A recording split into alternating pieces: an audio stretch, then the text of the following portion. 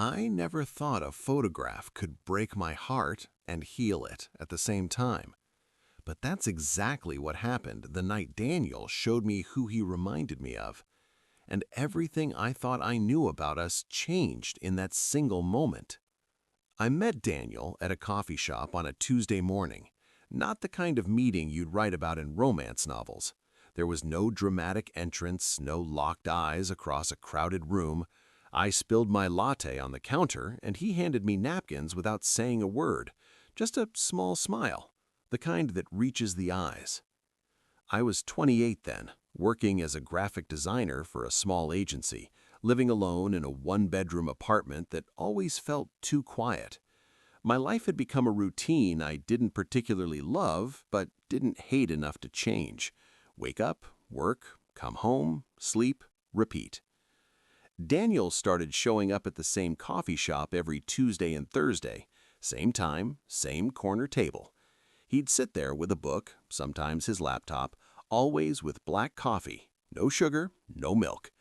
I noticed because I was the opposite, too much cream, too much sweetness, trying to make bitter things palatable. It took 3 weeks before we actually spoke. He looked up from his book one morning and said, "You always get the caramel latte." I froze. "You noticed that?" "Hard not to," he said. "You're very specific with the barista about the foam." I felt my face heat up. "That's embarrassing." "It's not. It's nice, knowing what you want." That's how it started. Small conversations that stretched longer each time. I learned he was a photographer, freelance, mostly weddings and corporate events, but his passion was street photography, capturing moments people didn't know they were having. "Why weddings, then?" I asked once. He shrugged. "Pays the bills, and honestly, there's something about photographing people at their happiest, even if it's staged." "You don't believe in it? The happiness?" "I believe in the moment," he said carefully. "Whether it lasts is a different question." I should have paid more attention to that answer. We started meeting intentionally after that. Not dates exactly, just two people who enjoyed each other's company. We'd walk through the city after coffee and he'd stop randomly to take photos. An old man feeding pigeons, a child's abandoned toy on a bench, shadows on brick walls. "What do you see?" I asked him once. "Stories," he said simply. "Everything has a story if you look long enough." I found myself looking forward to Tuesdays and Thursdays more than I wanted to admit. Daniel had this way of making the ordinary feel significant. He listened when I talked about my design projects, asked questions that showed he actually cared. He remembered small things, that I preferred corner seats, that I hated mint chocolate, that I got quiet when I was thinking hard about something. 2 months in, he invited me to his apartment to see his work, his real work, not the wedding photos or the corporate headshots. His apartment was smaller than mine, but it felt lived in, warm. The walls were covered with framed photographs, black and white mostly, streets at dawn, empty subway cars, rain on windows. And people, so many people, caught in tiny, honest moments. "These are beautiful," I whispered. "They're moments I wanted to keep," he said from behind me. I turned to look at him. "Do you ever photograph people you know?" Something flickered across his face. "Not anymore." I didn't push. We'd both been careful about our pasts. I knew he'd been in a serious relationship before. I knew it ended badly, that's all he'd said, and I respected the boundary. We were becoming something. I could feel it in the way he'd brush my hand when we walked, the way he'd text me random photos during the day with captions like, "Saw this and thought of you," the way my heart would skip when I saw his name on my phone. But neither of us said it out loud. Maybe we were both scared. 3 months after we met, Daniel kissed me. We were in his apartment again, looking at a new series he'd shot in the rain. I'd made some joke about his obsession with weather and he'd laughed, really laughed. Then he went quiet, looked at me in this way that made my breath catch, and just leaned in. It was soft, tentative, like a question. I kissed him back like an answer. "I've wanted to do that for weeks," he admitted after. "Why didn't you?" "Scared, I guess." "Of what?" He touched my face gently, of this mattering too much. But it already did for both of us. We fell into something that felt like a relationship without calling it one. We'd spend evenings at his place or mine. He'd cook, he was surprisingly good at it, and I'd work on design projects at his kitchen table while he edited photos. It was domestic and comfortable, and terrifying because I'd never felt this way before. Like I'd found someone who understood the quiet parts of me.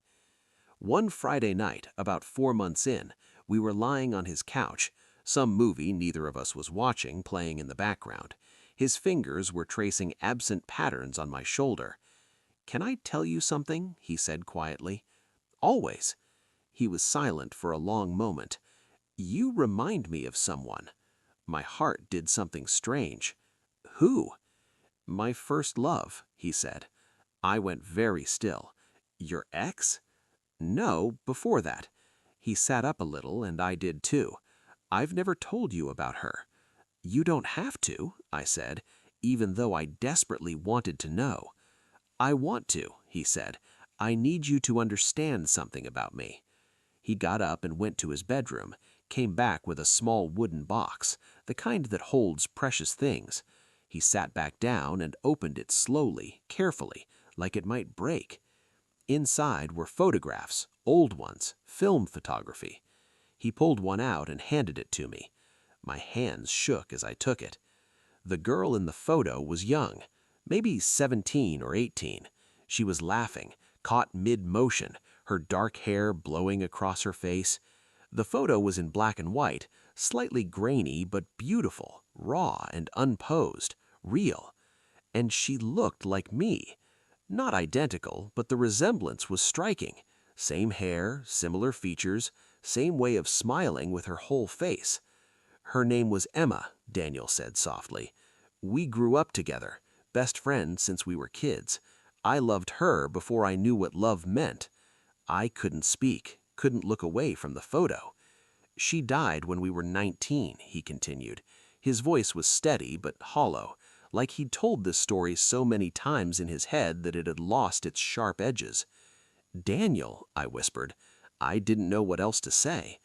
"I became a photographer because of her," he said.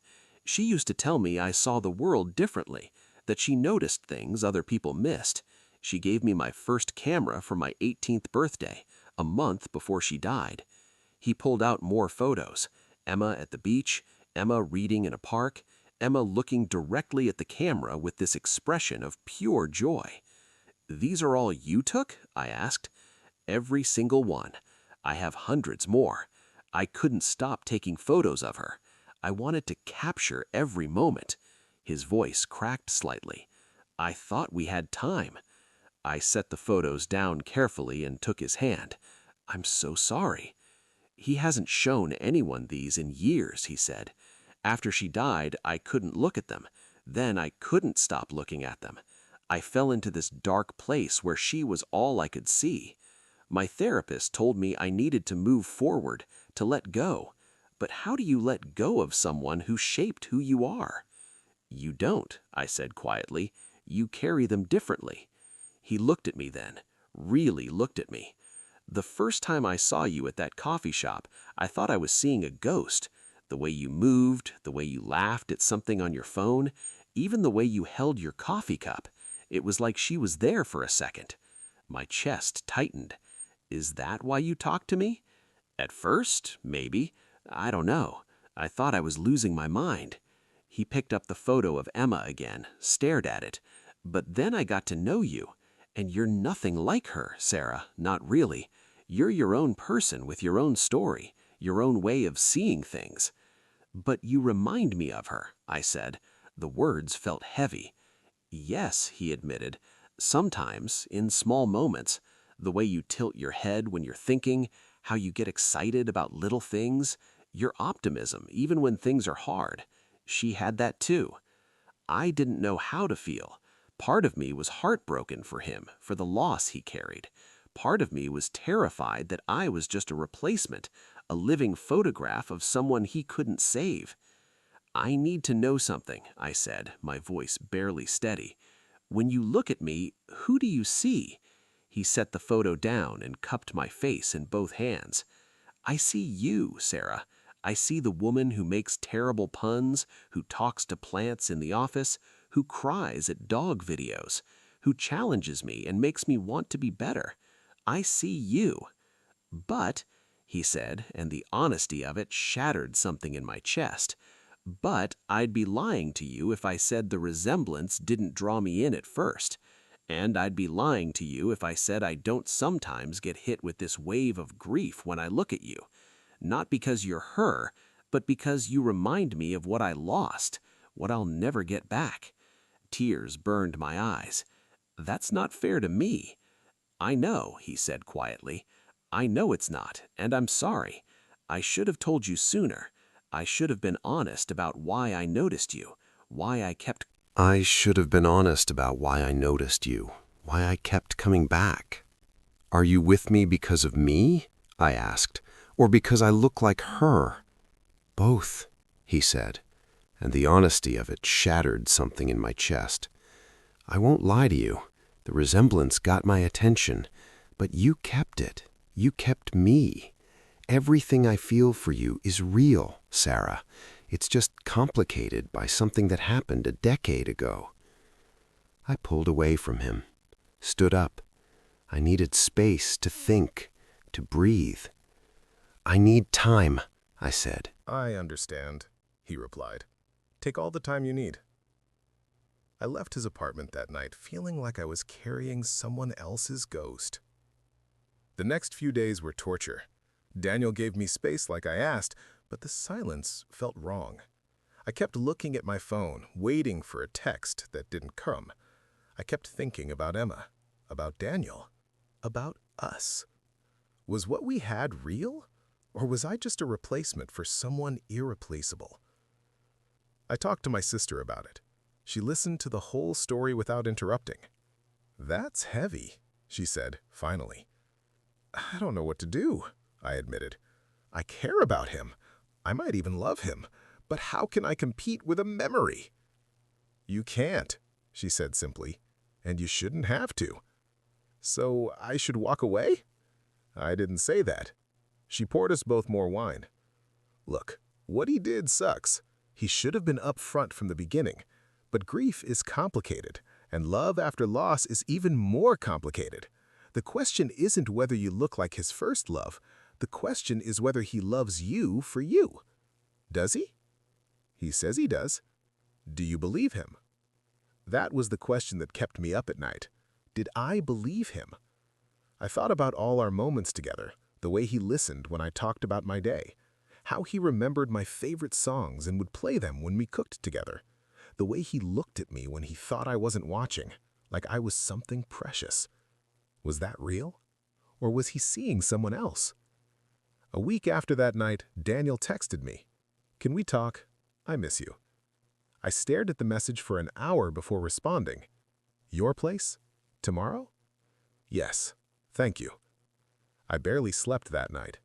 When I arrived at his apartment the next evening, he looked like he hadn't slept much either. His hair was messier than usual, his eyes tired. "Hi," he said softly. "Hi." We sat on his couch, that same couch where everything had changed, and the silence stretched between us. "I've been thinking," he started, "about what you asked, about who I see when I look at you." I waited. "I took these this week," he said, pulling out his camera. "I want to show you something." He pulled up a series of photos on the screen. They were all of me, candid shots from the past few months. Me laughing at something off camera, me concentrating on my laptop, me looking out a window, me sleeping on his couch, me caught in 100 tiny, honest moments. "Do you know what I see in these?" he asked. "I see a woman I'm falling in love with. I see someone who's not Emma, who will never be Emma, who I don't want to be Emma." My breath caught. That night, when I showed you those photos, I was trying to be honest, but I didn't explain it right. Yes, you reminded me of her at first. Yes, there's a resemblance. But Sarah, every single thing I love about you has nothing to do with that. I love the way you snort when you laugh too hard. I love how you steal my hoodies and pretend you don't. I love how passionate you get about design work. I love how you see the good in people even when they don't deserve it." He turned to face me fully. "Emma was my first love, and losing her broke something in me I thought couldn't be fixed. When I met you, it wasn't because you looked like her. It was because for the first time in 10 years, I felt something other than grief. You made me want to try again, to risk again. But the resemblance is just physical. And honestly, the more I got to know you, the less I saw it. You're your own person, Sarah, completely and entirely. And I don't want a replacement. I don't want a ghost. I want you exactly as you are." Tears were streaming down my face. I was so scared I was just a substitute. "You're not," he said firmly. "You're not a replacement or a second chance or a do-over. You're the first Sarah, the only Sarah. And if you let me, I want to love you for exactly who you are. No comparisons, no ghosts." "What about Emma? Will you ever stop seeing her in me?" "I'll always carry her memory," he said honestly. "But that's different from seeing her in you, Sarah. I don't look at you and see her anymore, Sarah. I look at you and see the woman I want to build a future with, if you'll have me." I wiped my eyes. "This is still complicated." "I know," he said. "And I know I hurt you by not being honest sooner. I know I have work to do to earn your trust back, but I'm willing to do that work if you are." I thought about the past 4 months, about how he made me feel seen and valued, about how my life had become brighter, fuller, more meaningful with him in it, about how even in this pain, I didn't want to walk away. "I need you to promise me something. Anything. Promise me you'll always see me, not her, not a version of her, just me." "I promise," he said without hesitation. "I see you, Sarah. Only you." I leaned forward and kissed him, soft at first, then deeper, like I was claiming this moment as ours, not anyone else's. When we pulled apart, he rested his forehead against mine. "I'm sorry," he whispered, "for not being honest, for making you doubt this." "I'm sorry too," I said, "for running instead of talking it through." "We're both learning." "Yeah, we are." That night we talked for hours, really talked, about Emma and how she shaped him, about my fears of never being enough, about what we wanted this relationship to be. It wasn't easy. There were tears and silences and hard truths, but we got through it. The next few months were different, better. Daniel made a conscious effort to be more open, more present. He put the photographs of Emma away, not to forget her, but to make space for us, for our own memories. We started creating our own moments, our own stories. He took photos of me, but they were different now, not capturing me as a replacement for someone else, but documenting who I actually was, my quirks, my imperfections, my real self. "What do you see?" I asked him once, echoing that question from months ago. He smiled. "I see home." And I believed him. I won't lie and say the resemblance never bothered me again. Sometimes I'd catch him looking at me with this expression and I'd wonder if he was remembering her, but then he'd say something completely specific to me, to us, and I'd remember that this was our story, not hers. One evening, about a month after that difficult conversation, we were walking through the city. The sun was setting, painting everything gold. "I want to photograph you," he said suddenly. "You photograph me all the time," I replied. "Not like this. I want to do a series of you, just you, your story, who you are. I want to capture the woman I love exactly as she is." My heart swelled. "Okay." We did the shoot the following week, just me, Daniel, and his camera. He asked me questions while he worked, about my childhood, my dreams, my fears, my favorite memories, and he photographed me while I answered, raw and unposed, real. When he showed me the final photos, I cried, because in every single one, I saw myself. Just me. Not a comparison, not a resemblance, not a replacement. Me. "These are beautiful," I whispered. "You're beautiful," he corrected. I'm just documenting it. We hung those photos in his apartment. Our apartment, really, since I'd started staying over most nights. They replaced some of the older ones, made room for our present instead of being haunted by his past. I learned that love isn't about competing with ghosts. It's about acknowledging them, respecting them, and then choosing to move forward anyway. Daniel would always carry Emma with him. She'd always be his first love, the one who taught him what love could be. But I was his second chance, his new beginning, his choice. And that was enough. Because every time he looked at me now, I saw it. The way his eyes softened, the way he smiled like I was the answer to a question he'd stopped asking, the way he loved me not because of who I reminded him of, but because of who I was. We still have hard days. Sometimes he'll get quiet on her birthday or the anniversary of her death, and I've learned to hold space for that grief without taking it personally, to understand that loving someone who's experienced loss means accepting that part of their heart will always belong to someone else. But his present, his future, that's mine. That's ours. One night, almost a year after we met, we were lying in bed. His hand was running through my hair, and I was tracing patterns on his chest. "Do you ever regret it, starting this with me?" "Never," he said immediately. "Do you? Staying even after you knew?" I thought about it, really thought about it. About the pain and the doubt and the fear, about the work it took to build trust again, about choosing to love someone who carried complicated grief. "No," I said finally. "I don't regret it." "Why not?" "Because loving you taught me that people are complicated, that relationships aren't clean or simple, and that sometimes the hardest thing to do is also the most worth it." He kissed the top of my head. "I love you, Sarah, completely, wholly, for exactly who you are." "I love you too," I whispered. And I meant it. Because this was real. This was ours. This was a love built not on resemblance or replacement, but on choice, on showing up, on seeing each other clearly and choosing to stay anyway.